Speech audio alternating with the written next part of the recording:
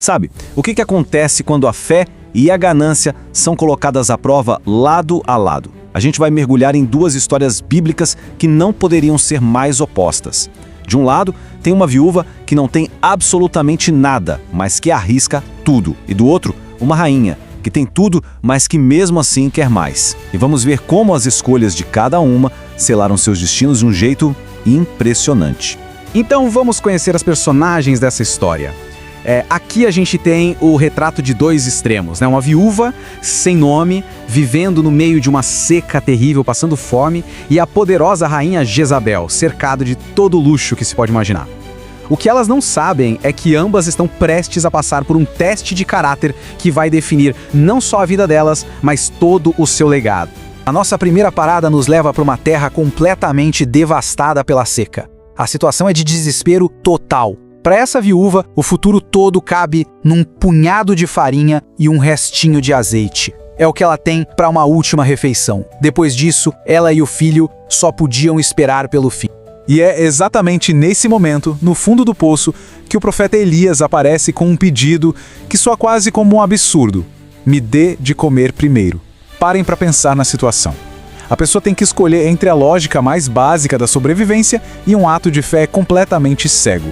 É uma decisão que desafia qualquer instinto humano. Ok, agora a gente sai desse cenário de poeira e seca e entra nos portões do palácio. Aqui, o teste é bem diferente. A rainha Jezabel não enfrenta a falta, mas o excesso. O desafio dela não vem da necessidade, mas de um desejo que nem todo o poder e a riqueza do mundo conseguiam satisfazer. Olha só o passo a passo da ganância. Tudo começa com um desejo do rei. Uma vinha. Simples. Mas quando a lei divina o impede de conseguir o que quer, Jezabel entra em cena. E o que era um simples capricho se transforma numa conspiração, cheia de mentiras, falsas acusações e, por fim, assassinato a sangue frio. Ela simplesmente não mede esforços. E essa frase, nossa, ela resume tudo, né? Para Jezabel, não existe lei acima do trono. O poder não serve para governar, serve para tomar. Se o rei quer, o rei pega. Ponto final. Essa era a única lei que importava para ela. Então, vamos voltar para a viúva. Ela deu o que não tinha, né? Confiou numa promessa. E qual foi a resposta para esse ato de fé absurdo? Não foi só uma recompensa. Foram 2 milagres que mudaram absolutamente tudo. Primeiro veio o milagre do sustento. As jarras de farinha e azeite dela nunca mais secaram. Mas a prova de fogo dela ainda não tinha acabado.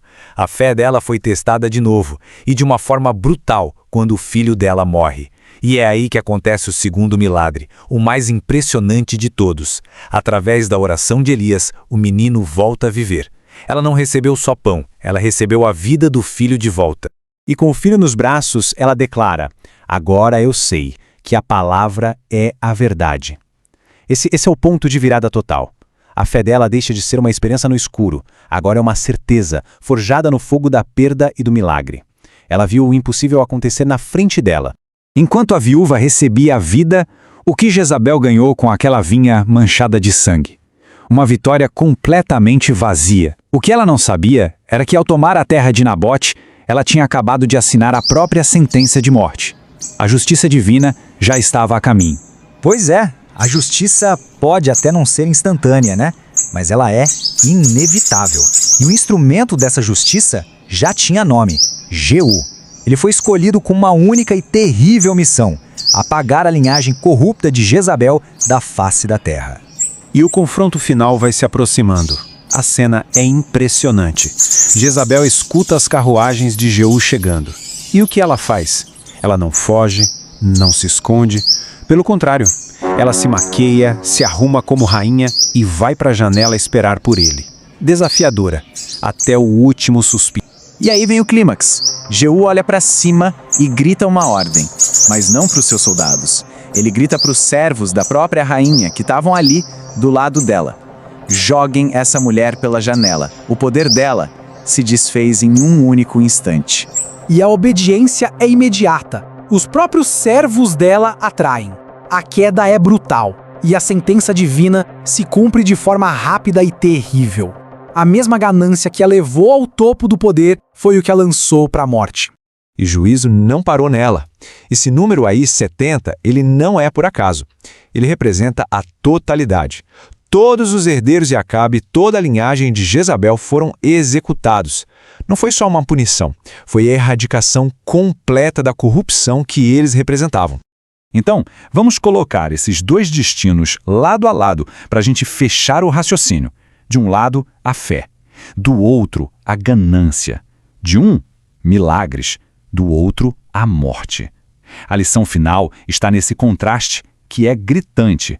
No fim das contas, é simples assim. A viúva, com seu ato de fé e generosidade, recebeu milagres e vida. A rainha Jezabel, com sua ganância e assassinato, encontrou punição e morte. 2 caminhos, 2 escolhas. 2 destinos completamente opostos.